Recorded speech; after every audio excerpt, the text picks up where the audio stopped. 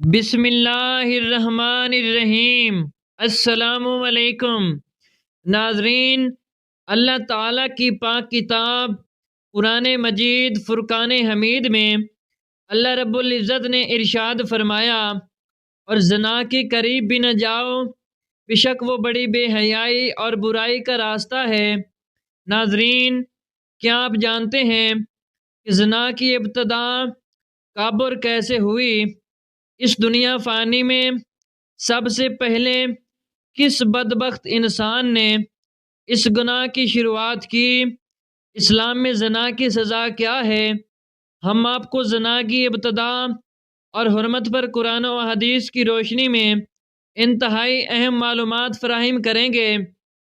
ناظرین، جب ابو البشر حضرت آدم علیہ السلام اور حضرت اماں حوا سلام اللہ علیہا نے اللہ رب العزت کے حکم کی نافرمانی کرتے ہوئے ابلیس کے بہکاوے میں آ کر شجرہ ممنوعہ کا پھل کھایا، تو اللہ رب العزت نے حضرت آدم علیہ السلام اور حضرت حوا سلام اللہ علیہا کو جنت سے نکال کر زمین پر اتار دیا، اور پھر اللہ تعالیٰ کے حکم سے حضرت آدم علیہ السلام اور حضرت حوا سلام اللہ علیہا کے ہاں اولاد پیدا ہوئی۔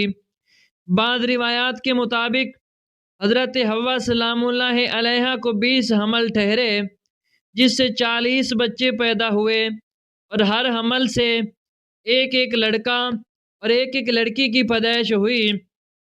حضرت آدم علیہ السلام چونکہ کائنات عالم کے پہلے انسان تھے، اور زمین پر حضرت انسان کی نسل بڑھانے کے لیے ایک حمل سے پیدا ہونے والے لڑکے کی شادی دوسرے حمل سے پیدا ہونے والی لڑکی کے ساتھ کر دی جاتی تھی، جبکہ دوسرے حمل کی لڑکی کی شادی پہلے حمل کے لڑکے سے کی جاتی تھی، اور ایک حمل کے بہن بھائی اللہ رب العزت کے حکم سے آپس میں بہن بھائی قرار پاتے تھے۔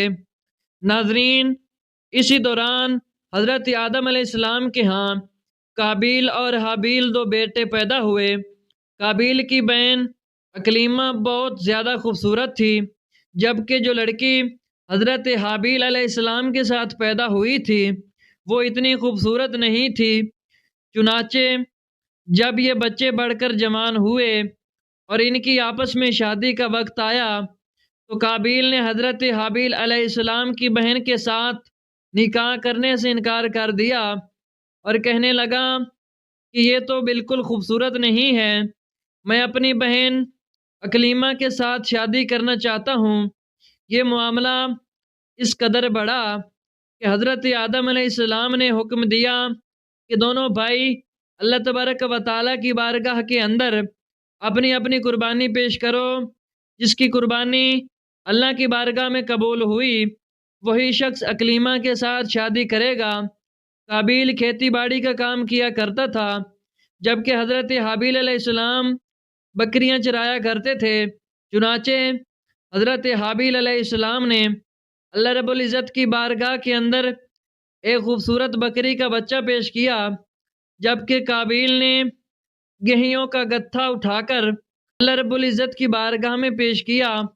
اللہ تبارک و تعالیٰ کی بارگاہ کے اندر جب یہ دونوں قربانیاں پیش کی گئیں، اس زمانے کی رواج کے مطابق آسمان سے آگ اتری اور اس نے حضرت حابیل علیہ السلام کی قربانی کو نگل لیا۔ چنانچہ یہ ثابت ہوا کہ حضرت حابیل علیہ السلام کی قربانی اللہ کے حضور قبول ہو گئی ہے۔ اس پر قابیل کہنے لگا کہ ضرور میرے باپ حضرت آدم علیہ السلام نے حابیل کے لیے دعا کی ہے، جس کی وجہ سے اس کی قربانی قبول ہوئی۔ ناظرین، قرآن مجید فرقان حمید میں حابیل اور قابیل کا قصہ موجود ہے۔ جب حضرت حابیل علیہ السلام کی قربانی قبول ہوئی تو قابیل نے حضرت حابیل علیہ السلام کو مارنے کی دھمکی دی۔ روایات کے مطابق حضرت حابیل علیہ السلام قابیل سے زیادہ طاقتور تھے، لیکن آپ نے اللہ تعالیٰ کے خوف کی وجہ سے فرمایا، اگر تم مجھے قتل کرنے کے لیے اپنا ہاتھ بڑھاؤ گے تب بھی میں تم کو قتل کرنے کے لیے اپنا ہاتھ نہیں بڑھاؤں گا، کیونکہ مجھے تمام جہانوں کے پروردگار اللہ رب العزت کا خوف ہے۔ اگر تم اس انتہا تک پہنچ جاؤ کہ مجھے قتل کر ہی دو تو اپنے گناہوں کے ساتھ ساتھ میری خطاؤں کا بوجھ بھی تمہارے سر پر ہوگا۔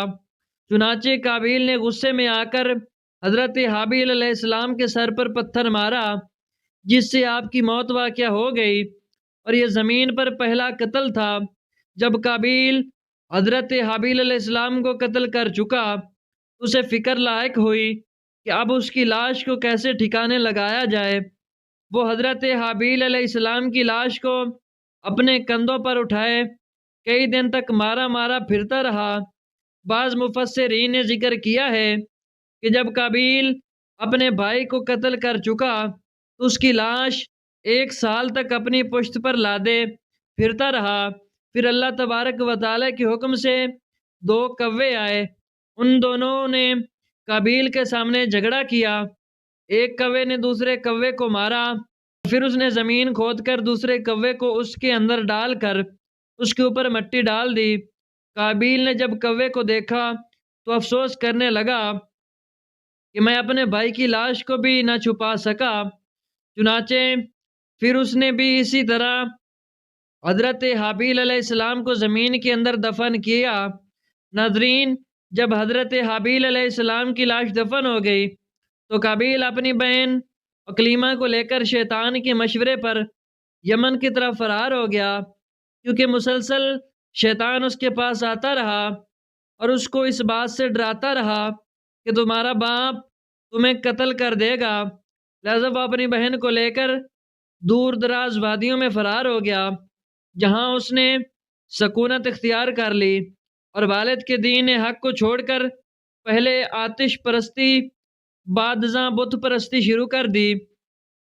دنیا میں قتل و غارت گری، حسد، فساد اور آتش پرستی اور بت پرستی کی بنیاد قابیل ہی نہیں رکھی، اور تاریخی عالم میں سب سے پہلے اس نے زنا کا ارتکاب بھی کیا۔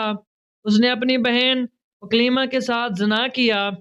حضرت آدم علیہ السلام کو اپنے فرزند حابیل کے قتل کا سخت رنج و غم تھا، کیونکہ وہ ان کے جانشین تھے۔ حضرت آدم علیہ السلام اس کی یاد میں 40 سال تک روتے رہے، یہاں تک کہ اللہ نے انہیں حابیل کے بدلے ایک نہایت نیک اور سعادت مند فرزند عطا فرمایا۔ حضرت آدم علیہ السلام اور حضرت حوا سلام اللہ علیہا نے اپنے اس بیٹے کا نام شیس رکھا، جس کے معنی ہیں اللہ کا عطیہ۔